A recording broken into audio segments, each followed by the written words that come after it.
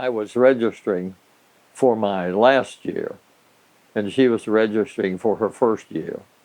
She was 3 or 4 people ahead of me, and I looked at her and I said, well, that's who I want to marry, Lord. I think that's who I'm supposed to marry.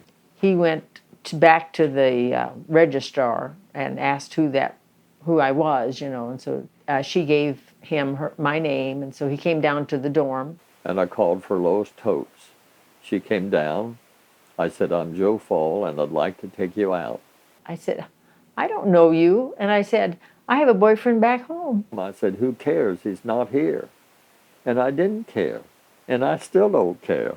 And he said, well, you'll marry me someday. And I said, no, I will not. I will marry you if you're the last man on earth, which, of course, proved to be false. But before I went home, of course, it was when the baseball incident happened, where he didn't think that he was really getting anywhere as far as what he wanted, because he already had a pastor at church. He wanted a wife, and he wanted to settle down. I asked her if she would go to the ball game. Yes. Wasn't something she really wanted to do, but she did want to go to the Cardinal game. And I said, Lord, I'm going to put out a fleece, which I've never done before or since.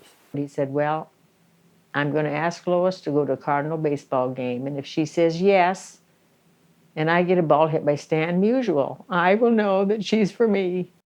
So we got there, and we just got to where we were supposed to sit down, and cracked out of the field, and all of a sudden 4 or 5 men were scrambling in the bleachers for the ball, and it bounced right out and right into my lap.